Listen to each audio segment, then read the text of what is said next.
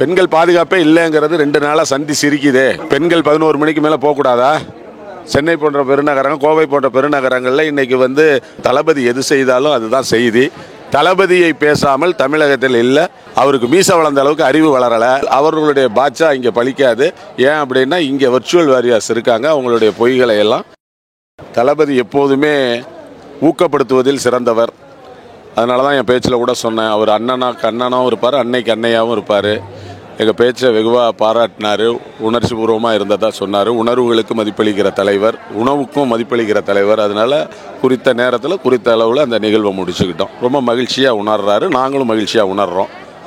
ஒரு 30 நாட்கள் இன்றைய இந்த செயல்படாத அரசு திட்டமிட்டு ஊடகங்களுக்கு, அவர்களுக்கு துணை போகின்ற ஊடகங்களை கையில் வச்சுக்கிட்டு பொய் வதந்திகளை பரப்பிக்கிட்டு இருந்தாங்க. தமிழக வெற்றி கழகம் என்பது ஏதோ 2 வருடத்துக்கு முன்னால் உருவாக்கப்பட்ட கட்சி கிடையாது.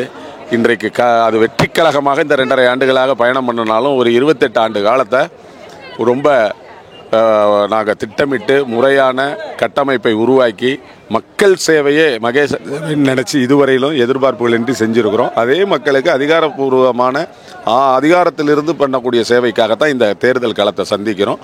அதனால் அதில் ரொம்ப மகிழ்ச்சியாக ஃபீல் பண்ணுறோம். அதே மாதிரி இப்போ தளபதி பேசும்போது முதல்வர் ஸ்டாலினுக்கு பதிலடி கொடுத்திருந்தாரு. சட்டப்பேரவை என்பது சட்டப்பேரவைக்கு வெளியில் உள்ளவர்களை பற்றியோ வெளியில் உள்ள அமைப்பை பற்றியோ பேசக்கூடாது. அந்த சட்டப்பேரவையில் உறுப்பினராகவோ அந்த சட்டப்பேரவையில் ஒரு அங்கமாகவோ இருக்கக்கூடியவர்களை பற்றி தான் பேசணும். ஆனால் முதலமைச்சர் சட்டப்பேரவையில் இன்னும் அங்கம் வகிக்காத தமிழக வெற்றி கழகத்தை பற்றியும் அந்த தலைவர் தளபதியை பற்றியும் பேசுகிறாருனாலே முதலமைச்சருக்கு ஒரு பதட்டம் தெரிகிறது. அதற்கான பதிலை கொடுக்க வேண்டியது கழக தலைவரினுடைய கடமை. அதனால தான் இந்த 30 நாட்கள் மௌனத்திற்கு பிறகு கழக தலைவர் சினம் கொண்ட வேங்கையாக இன்றைக்கு அதை வெளிப்படுத்தி இருக்கிறாரு. இதற்கெல்லாம் முதல்வர் பதில் சொல்வார் அப்படின்னா அதுக்கு இல்லைங்கிறது தான் பொய்யா இருக்கும். இதுக்கு வேறு ஒரு விளம்பரத்தை அவங்க வெளியிடுவாங்க. இப்போ கரூர் சம்பவம் வழக்கு சிபிஐ பேருக்கு உங்களை பின்னாடி இருந்து பாஜக தான் இயக்குது அப்படின்ற மாதிரியான விமர்சனங்கள் வைக்கிறாங்க. இன்னைக்கு திரும்பவும் என்ன சொல்லியிருக்கிறாரு, தமிழக வெற்றி கழகத்தின் தலைமையில தான் ஒரு கூட்டணின்னு சொல்லியிருக்கிறாரு. இதுல இருந்த பாரதிய ஜனதாவோடு நம்மளோட உறவு இல்லைங்கிறத மிக தெளிவாக சொல்லி இருக்கிறாரு.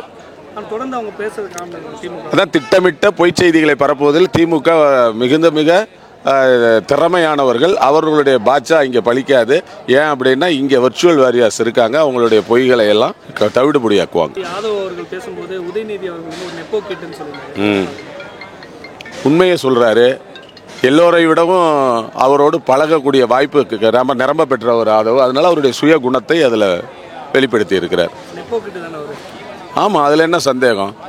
நல்லா பழகின ஒருத்தரே அப்படிப்பட்ட ஒரு அடைமொழி கொடுக்குறாருன்னா அது உறுதிப்படுத்தப்பட்டதாக தானே இருக்கும். அதே மாதிரி ரோட் ஷோ போன கூட்டங்கள் வராதுன்னு இல்லைங்க, வரலையே. வராததுனால தானே சாலைகளை பார்த்து வணக்கம் வச்சுக்கிட்டு போனார். அதெல்லாம் எல்லா ஊடகங்களையும் வந்தது தானே. மதுரையில் முதல்வர் போகும்போது எந்த மக்கள் இருந்தாங்க? உதயநிதி அதே மதுரையில் ஜல்லிக்கட்டுக்கு போகும்போது எந்த மக்கள் இருந்தாங்க? அந்த இடத்துலலாம் அவங்க திட்டமிட்டு அவங்களா பண்ணிக்கிறது தானே. லாரி வேனு எல்லாத்துலேயும் கொண்டு மாடை போல மக்களை இறக்கி தானே கூட்டத்தை காட்டுறாங்க. இது தளபதிக்கு அப்படி இல்லையே, தானாக திரண்ட கூட்டங்கள் தானே. ₹1 செலவு பண்ணாமல் இந்த கூட்டங்களை எங்களால் ஒருங்கிணைக்க மட்டும்தான் முடியுது. நாங்கள் திட்டமிடலை. அப்படி அலையாக மக்கள் வர்றாங்கன்னா தளபதி மீது மிகுந்த அன்பையும் நம்பிக்கையும் வைத்திருக்கிறார். அதே மாதிரி பேசும்போது தளபதி மேலே முடிஞ்ச கை வச்சு பாருங்கன்னு சவால் விட்டுருந்தாரு. ஆமாம், இல்லை உண்மைதானே. தளபதி என்பவர் தனி மனிதன் அல்ல. அவர் பின்னால் பல கோடி பேர் இருக்காங்க. நாங்கள் மீண்டும் சொல்கிறோம், ஒவ்வொரு வீட்டிலையும் தளபதிக்கானவர்கள் இருக்கிறாங்க. அப்படிப்பட்ட சூழலில் அவரை எளிதாக நீங்கள் தொற்றலாம் அப்படின்னு நினைக்கிறதோ, சட்ட ரீதியாக நடவடிக்கை எடுப்போம்னு சொல்கிறதோ, சட்ட ரீதியாக நடவடிக்கை எடுத்தால் தளபதி எல்லாத்துக்கும் தயாராக இருக்கார். ஆனால் அச்சுறுத்தலை செய்வதை போல் நாங்கள் நடவடிக்கை எடுப்போம்னு இவர்களே அமைத்த குழுவின் மூலம் ஒரு நீதியை வழங்கி அதன் மூலம் செய்யலாம்னு நினச்சாங்க. அது அனைத்தையும் நீதிமன்றம் தான் தவிடுபடியாக்கிடுச்சு. கரூருக்கு போகலை அப்படின்னு சொல்லிட்டு விமர்சனம் வைக்கிறாங்க. முதல்ல கரூருக்கு போகலைன்னு விமர்சனம் பண்ணாங்க. அதுக்கப்புறம் கரூர் மக்களாகவே இங்கே பார்க்க வந்த பொழுது அதை எப்படி பார்க்கலாம், சாட்சியை கலைக்கிறாருன்னாங்க. ஆக தளபதி எது செய்தாலும் அதுதான் செய்தி. தளபதியை பேசாமல் தமிழகத்தில் இல்லை எந்த அரசியல் கட்சியும். அதனால பேசத்தான் செய்வாங்க. அவர் மூத்த பத்திரிகையாளர் என்று சொல்வதே மிகப்பெரிய தவறு. அவர் காலங்காலமாக நக்கீரன் கோபால, அவருக்கு மீச வளர்ந்த அளவுக்கு அறிவு வளரலை. மற்றவர்கள் உழைப்பை சுரண்டி ஒரு கீழ்த்தரமான அரசியலை தான் அவர் செஞ்சார். வீரப்பன் விவகாரத்திலையும் அவர் நிறைய முறைகேடுகள் செய்திருக்கிறாரு.